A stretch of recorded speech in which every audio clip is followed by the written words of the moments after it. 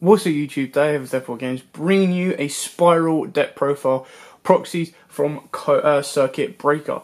Circuit Break. Now, Spyrals go in from an OK deck into a tier kind of 0 deck, or that's the speculation because of the way it's doing in the OCG. Now, obviously, if you saw my test down video, you can see the kind of boards this deck can make. So without further ado, I'm going to go through the deck profile for you and then show you what the deck has got. So we play triple Spyral Super Agent. This is obviously your main card of the deck. Incredibly important, incredibly strong. But then again, at the same time, so is triple Quick Fix. This is your insane combo. Just him and Machine Dupe. Absolutely ridiculous.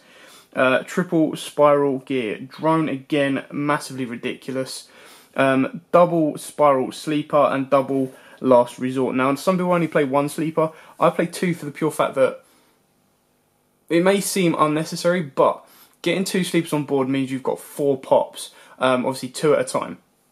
So it literally means if your opponent can't break your board, you've pretty much got game. That's how Spyrals deal with going first, is it's break my board or I'm going to kill you kind of style.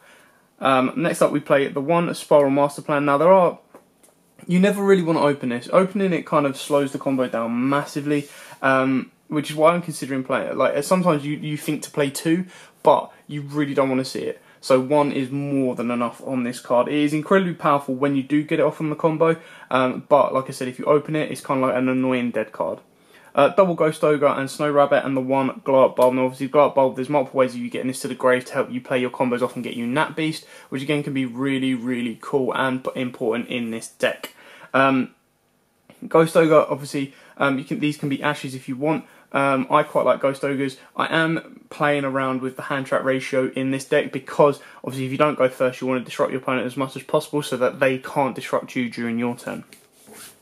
So that's it for the monster lineup. Now on to the spell lineup. Play triple Spyral Resort. Again, really, really important. Now the only downside to Spyral Resort is when we play triple Terraforming, because you want to see it as early as possible. You want to see Resort in your opening hand, and there are ways of searching out Resort as well with Master Plan. But the kind of issue is, because you go through them so fast, your Terraformers become dead in the deck. They become dead cards. So what you've got to do is you've got to get the right balance. Obviously, at this moment in time, you want to see Resort as quickly and as early as possible because it's not a hard once per turn, which is why you play triple Terraforming. But like I said, it's a two-edged sword because it can become dead. I am considering when the new trap card, I think it's like Battleground something, the one that during the battle phase you can bounce stuff back to hand or destroy stuff or balance the field back out. I'll get the exact name for you guys later, but I think with Spyrals, because when Sleeper leaves the board or is destroyed by battle card effect, it nukes your board. It's kind of a good one to hold off into your hand, and it can help you out and recover your play basically. Triple Machine Dupe, again, massively important. This is your your second part of your 2-card combo with Quick Fix. It can also be worked with Drone as well. Double Big Red. Now, because it's a hard once per turn and it's really, really easy to search this guy, you only really want it at 2. You don't need any more than that, to be totally honest with you. Double Spyral Mission Assault. Again, it's merely because the searchability of it, and then you very rarely use the whole pop and draw. You'll probably use the pop and draw going second more than you will going first. But it's the ability of when you get this to grave, like you pitch it with Quick Fix or anything like that, and then you banish it and recycle. That's kind of like the best plays to make. Double Spyral Gear Fully On. Now I am tempted to drop this back down to 1. Again, it's more of a stronger card going second. It's one of the ones you'll hold off on, but it also helps you. It's like a search. It's easy to search and it's easy to be pitched.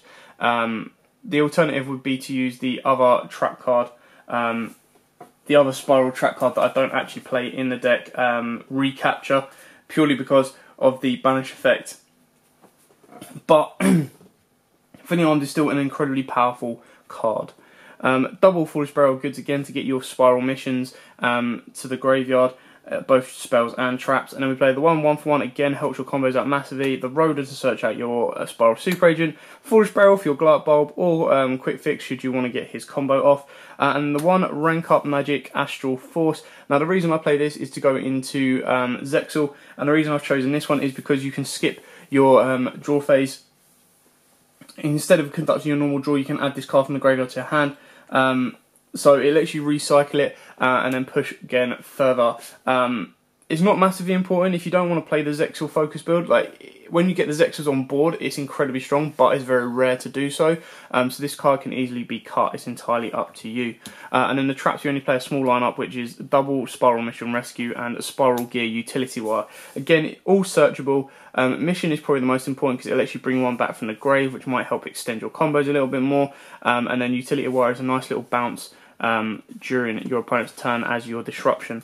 So that is it for the main deck. Now on to the extra deck. Quickly tidy that up.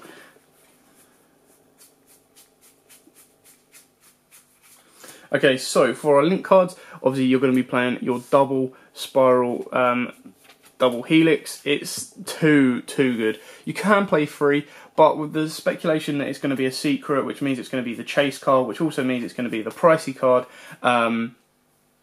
it's not really ideal to kind of go with it, because it can cause you, obviously, to try and get 3 in a deck that you very rarely use.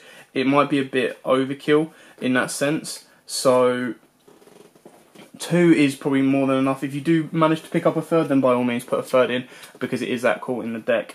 Other link monsters we play is Proxy Dragon and of course Decode Talker. You could play Mischief Radiant if you want, but when you're going into your link monsters, you're very rarely going to go into Radiant. You're going to be going into your double Helix. Now on to the XYZs.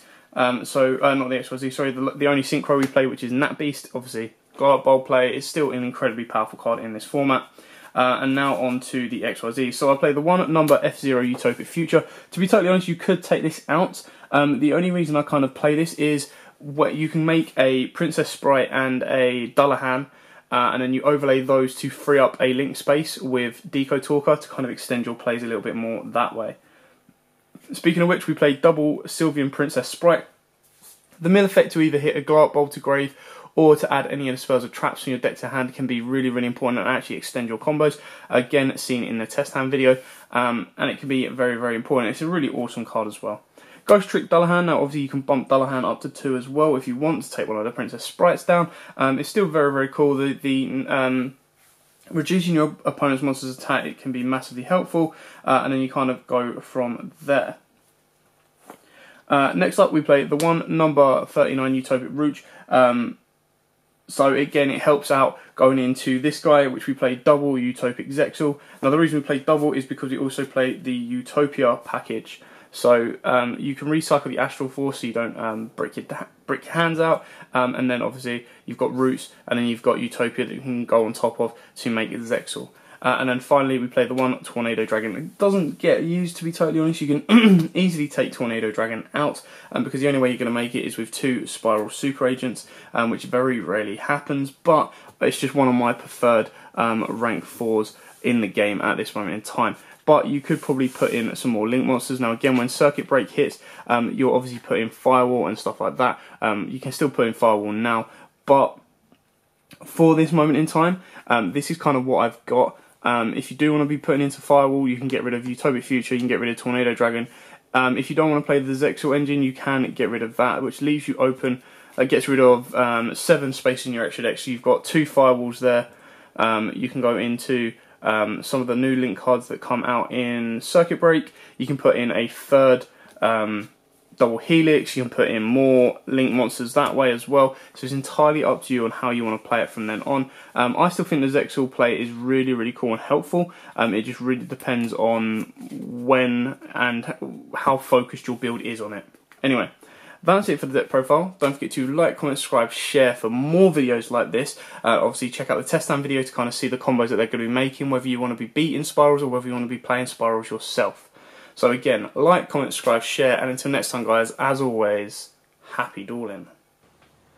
If you like that video, why not check out our other videos available. We've got more deck profiles, pack openings, and of course duels. And don't forget to click on the most important button of all, that subscribe button, right in the bottom left hand corner.